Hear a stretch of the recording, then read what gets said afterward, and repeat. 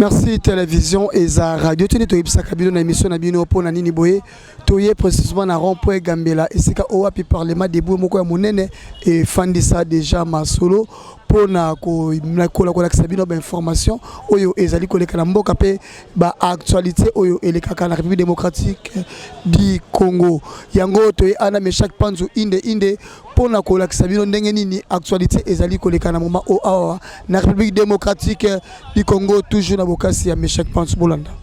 Parti nord ya Ituri. Fait activisme ya ba ADF. Ba ADF bazali ba milice ougandais. Oyo ba réclamaka ba ke ko pouvoir na bango na Uganda. De ba travail to salaki entre armée ougandaise na FARDC. Et c'est là que bango batinda ba militaire na bango. Tozala ba militaire wana na partie nord ya Ituri, plus précisément na Irumu na Mahagi. Mais Faki azab mayele makasi.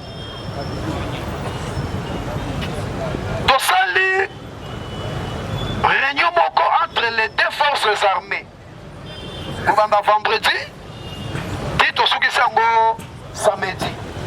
Pour le kotala avantage na désavantage. Totali ba désavantage. ADF sont des milices ougandais. Na bango ezali République démocratique. Sikoyo te kozwa ba ADF wana soki bayibi minéré, bayibi cacao, café, thé, or et parmi les ADF na bango bakozala na lisolo to pe na bondeko na armée ougandaise et qu'on semble biso difficile na opération et ma proposition ezalaki mbala na équipe na ye ke botika biso na surveillance ya ba travaux wana nyonso ya ba route wana nyonso bino botie mbongo na bino donc surveiller le col ezali champ opérationnel ya ba ADF o bazaba ndeko na bino ba infiltrer un FARDC biso pe toza na mutu na biso kuna le général Mbasumbadi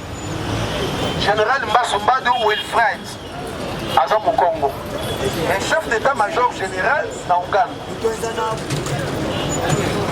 ozomona donc congolais a dirigé armée ougandaise mais abati na Uganda malamu Moko pratique un peu de Uganda et comme un territoire congolais. Asali Moussala de Kuna. Mbasumbadi Wilfred. Azali, Nambala Moussesi. L'état-major général de la FARDC. Assigné un partenariat Wana, Bakor Wana, ici, à Zongisi sécurité ou sécurisation. Il y a des trossons sur un Mbao, Bébi, Kassindi, Bukavu, Goma, tout ça dans maboko ya FARDC, Uganda, atikala na frontière, tout ça là échange, il y a renseignement.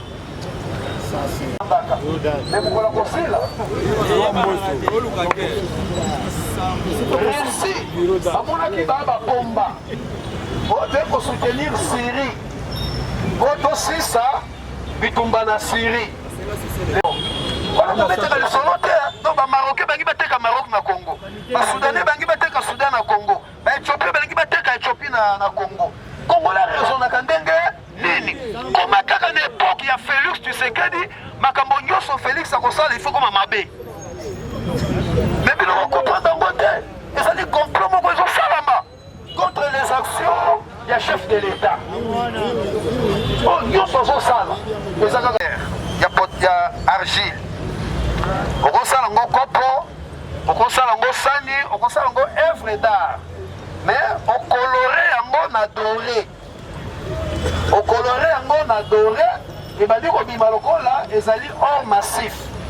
Mais ça or massif te, ezaka ba coloré yango na doré bima lokola or, mais yo moko yebi na kati ezala ngo argile. De baba kango faïence, c'est-à-dire ça forme à hypocrisie.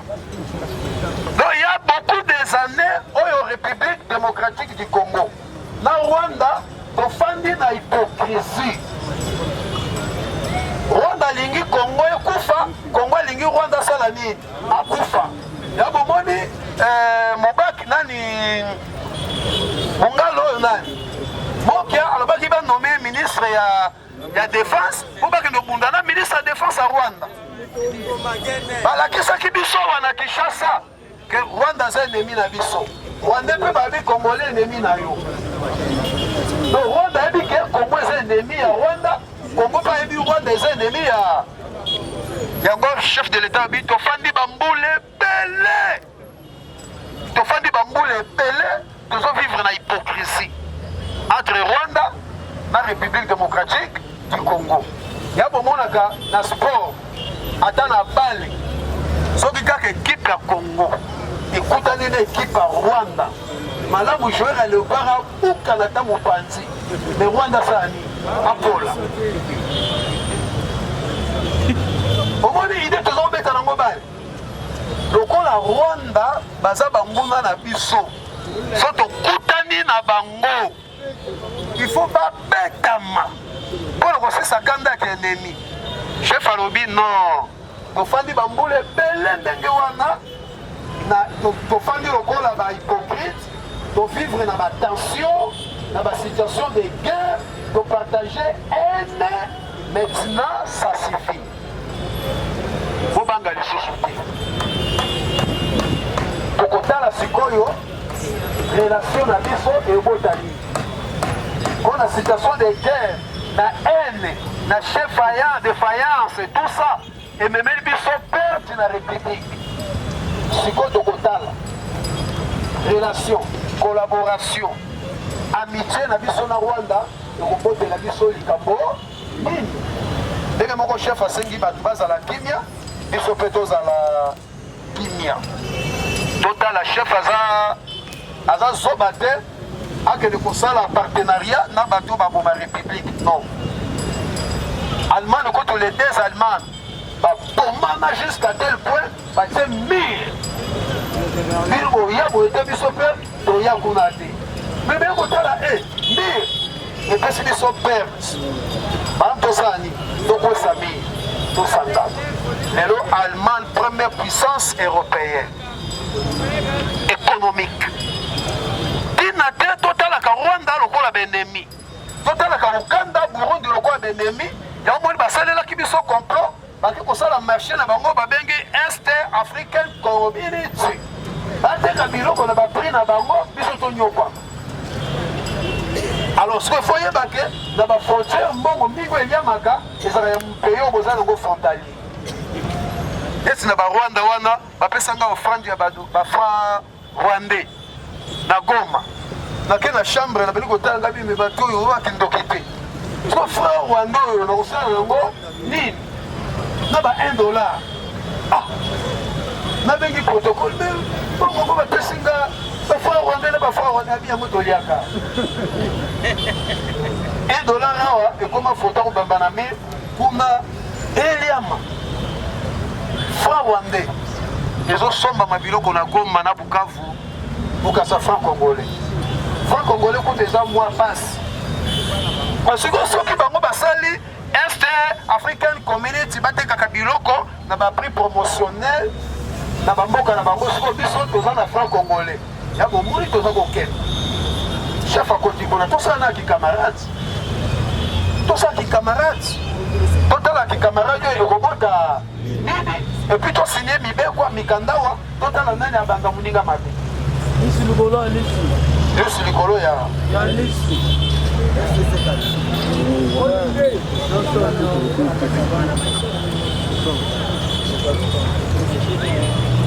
suspension des activités scolaires et fermeture des églises, marché à partir de lundi, dans le lobby mardi 29 juin.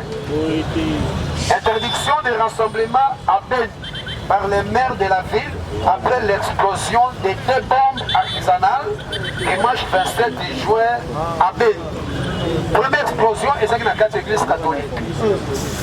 Deuxième explosion, il y a l'église catholique, plusieurs blessés, dans des morts. Deuxième explosion, il y a bombe artisanale ezalaki kaka na ville ya Beni na commune ya Rwenzori na quartier Mabakanga.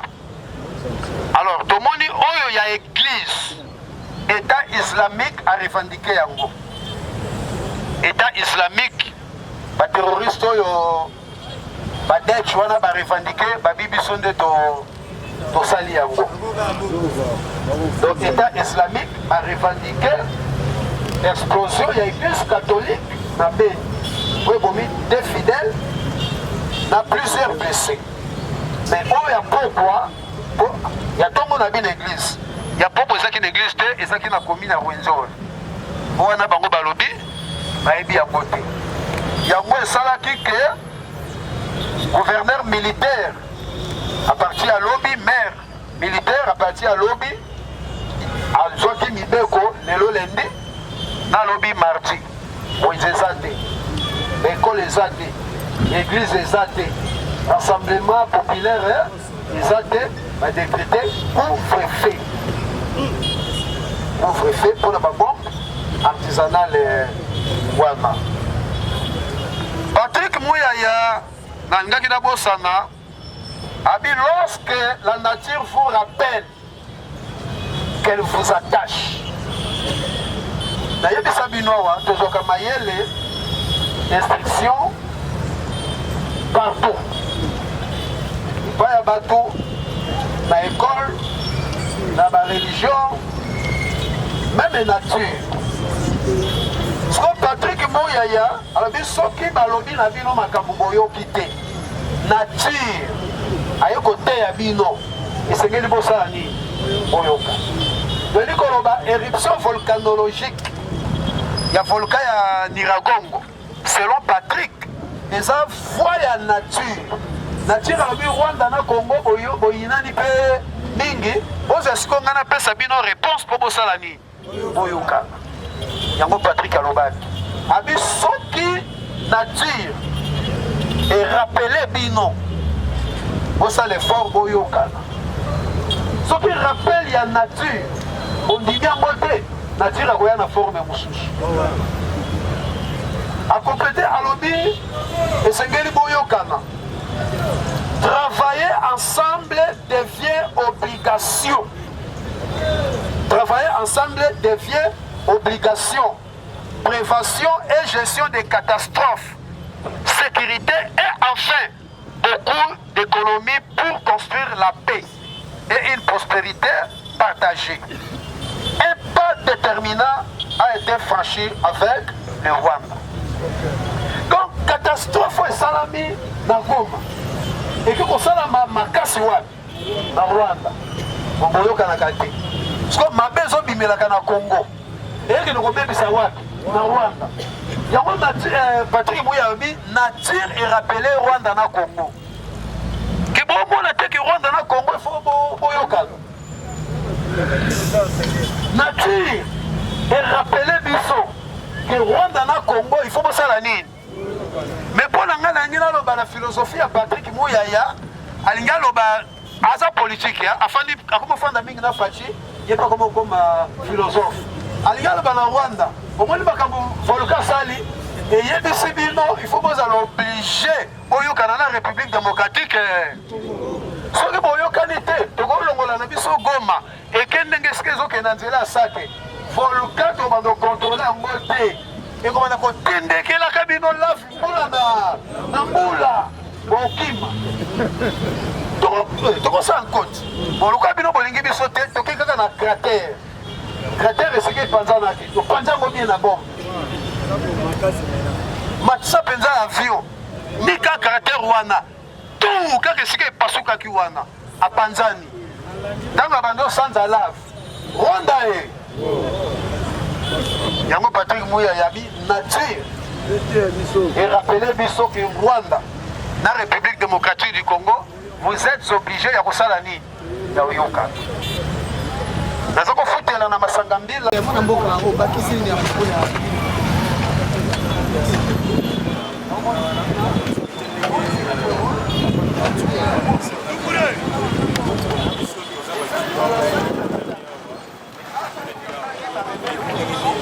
Balobaki bango pesa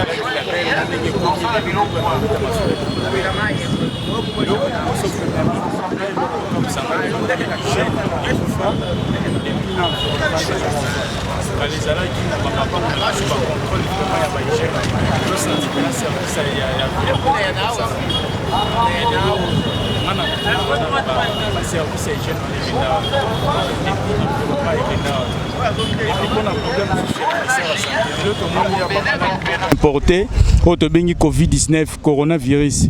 Tout le monde est boté biso même na ba état d'urgence na katamboka nyo so na ko attirer la solution nango. Mais lelo oyo malgré tout ko zonga lisusu na situation ngo tozaki nango lobby ya ba confinement ainsi de suite. Nyo so nezaka pona combattre ba malade moko importé o ya libanda.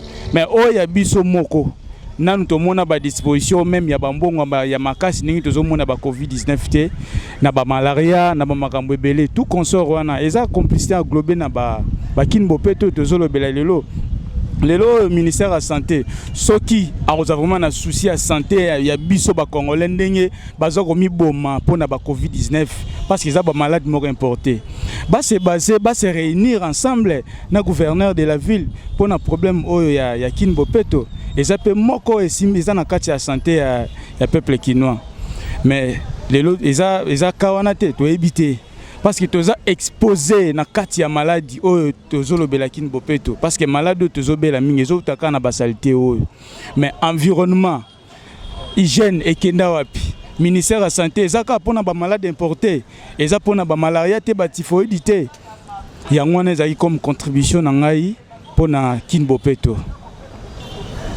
Merci na gogo ensemble moi na selemba ya solo molobili abana selemba na peso ya bambote esika ozali o mesana kolanda biso mingi bolanda biso partout dans le monde to komi presque na suka ya émission na biso na sima ya caméra ezalaki me chaque panzu oyo a simba kibili na bosanité Saint-Thomas na Lyon na peso ya bambote merci na pesi bino sur mesana kolanda biso to kutani mbala sima na tranche oyo ezali koya na émission na bino pona nini boy avec Alain Louzaï de Mumbu ya actualité. Adonai.